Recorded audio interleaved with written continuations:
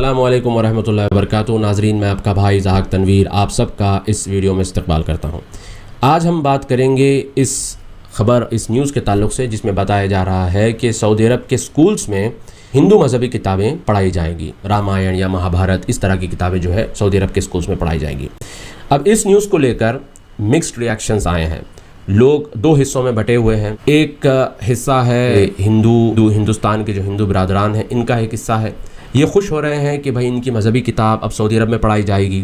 तो जाहिर सी बात है कि ये एक नेचुरल रिएक्शन है। अगर आपसे मुसलमानों से अगर ये कहा जाए कि कुरान जो है वेटिकन सिटी के स्कूल्स में पढ़ाई जाएगी, तो जाहिर सी बात है वो भी खुश होंगे और इस न्यूज़ को धड़ाधड़ फैलाएंगे। इसी तरह से अगर मुसलमानों से कहा जाए कि कुरान जो है काशी और मथुरा के स्कूल्स में पढ़ाई जाएगी, तो वो भी खुश हो जाएंगे। इसी तरह से अगर कहा जाए कि भाई इसराइल की यूनिवर्सिटियों में कुरान पढ़ाई जाएगी या प्रॉफिट मोहम्मद सल्लल्लाहु अलैहि वसल्लम की बायोग्राफी पढ़ाई जाएगी, तो मुसलमान भी खुश होंगे। तो एक नेचुरल रिएक्शन है। तो इसी तरह से ये खबर भी हमारे हिंदू बरादरान तक पहुँचाई गई कि आपकी मजहबी किताब अब जो है सऊदी अरब में पढ़ाई जाएगी। तो जाहिर सी बात है वो भी इस चीज़ को लेकर खुश हैं कि सऊदी अरब मुसलमानों का गढ़ है, मक्का मदीना यहाँ पर है। तो जाहिर सी बात है कि भाई ये हमारे लिए खुशी की बात है।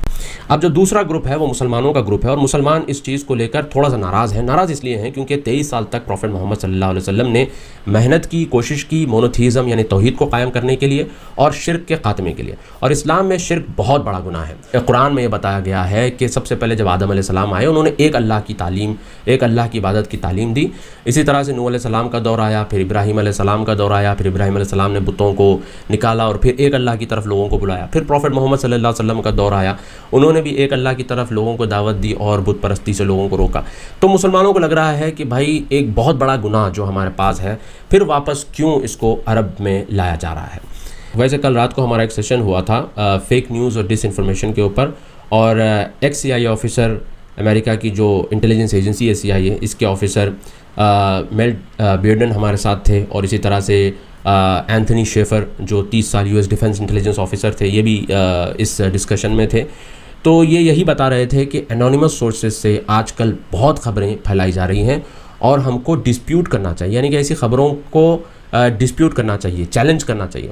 तो बहरहाल मुझे भी दो तीन मिनट बोलने का मौका हुआ, तो मैंने भी यही कहा कि ऐसी खबरों को हम लोग चैलेंज कर सकते हैं, यानी कि आप और हम चैलेंज कर सकते हैं, मगर जो आम आवाम है ये इन खबरों को चैलेंज नहीं कर सकती, क्योंकि लोगों के पास इतना वक्त नहीं होता कि वो जाकर एक एक सोर्स को वेरीफाई करें। ये बहुत बड़ा चैलेंज है कि आज हम ऐसी खबरों को आते ही फौरी पढ़ते हैं और फिर जो है आगे फैला देते हैं। बहरहाल इस खबर को, इस न्यूज़ को हम थोड़ा सा करीब से देखते हैं और देखते हैं कि क्या ये न्यूज़ सही है या फिर ये क्लिक बेट के तौर पर इस न्यूज़ को बनाया गया है। जब मैं गया इस न्यूज़ को चेक करने के लिए, तो मैंने देखा कि एक न्यूज़ वेबसाइट है जिसका नाम है eastcoastdaily.in।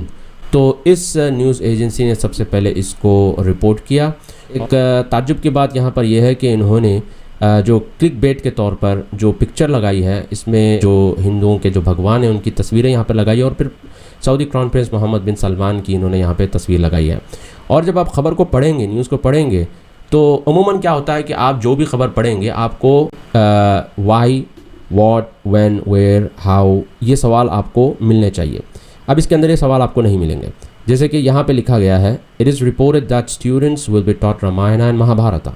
ठीक है, फिर यहाँ पे लिखा है, it is reported that this study will focus on globally significant Indian cultures such as yoga and Ayurveda. तो यहाँ पर कहीं भी मेंशन नहीं है कि ये ऑफिशियल सोर्स है। ठीक है, अब इन्होंने नौफल मरवाई का ट्वीट कोट किया, और मैंने नौफल मरवाई का ट्वीट भी जाके चेक किया। तो नौफल मरवाई ने लिखा कि सऊदी अरबिया का विजन 2030 के तहत कोएग्जिस्टेंस और टॉलरेंट जनरेशन को बनाया जा रहा है, यानी कि एक दूसरे को एक्सेप्ट करने वाले जनरेशन को तैयार किया जा रहा है। और फिर नौफल मरवाई ने मेंशन किया, और नौफल मरवाई कौन है मैं आपको बताता हूँ। नौफल मरवाई एक योगाचारी है, और ये एक पर्सनल योगाचारी है, और ये जिद्दा में रहती है, एक लेडी है, और ये इसका पर्सनल चॉइस है, इसका पर्सनल डिसीजन है। ये योगाचारी बनना चाहती है, इसने ये बन गई। ठीक है, तो यहाँ पे इसने मेंशन किया कि screenshots of my school son exam today in social studies included concepts and history of Hinduism, Buddhism, Ramayan, karma, Mahabharat and dharma. I enjoyed helping in study. फिर उसने कुछ स्क्रीनशॉट्स यहाँ पे लगाए, तो मैंने स्क्रीनशॉट्स चेक किए, तो ये कोई प्राइवेट डॉक्यूमेंट है गूगल डॉक्यूमेंट का। ठीक है, docs.google.com का एक प्राइवेट डॉक्यूमेंट है जो इसने स्क्रीनशॉट यहाँ पे लिया। तो इसमें कुछ सवालात हैं इस तरह से। तो मैंने भी यहाँ पे ट्वीट किया कि this seems Indian international school, क्योंकि मेरे बाद रिश्तेदारों के बच्चे इंडियन इंटरनेशनल स्कूल में पढ़ते हैं, तो जाहिर सी बात है कि ये इंडियन कल्चर वाली चीज़ें इंडियन इंटरनेशनल स्कूल में पढ़ाई जाती हैं। इसी तरह से एक सऊदी लेडी है नजवा अल-तुवैजरी, जो यहीं खैबर में रहती है, तो इसने भी ट्वीट किया कि this is not a public no private school for sure, it's an international school. तो उसने भी लिखा कि कोई प्राइवेट या पब्लिक स्कूल नहीं है सऊदी का, बल्कि कोई इंटरनेशनल स्कूल ही हो सकता है। बहरहाल अगर ये खबर ऑफिशियल होती तो सबसे पहले ये सऊदी प्रेस एजेंसी पर आती, या फिर सऊदी गज़ट में इसको रिपोर्ट किया जाता, या फिर अल अरबिया में इसको रिपोर्ट किया जाता, या फिर जो है सबक.com हो गया या ओकाज़ हो गया, तो यहाँ पर भी ये खबर आ जाती।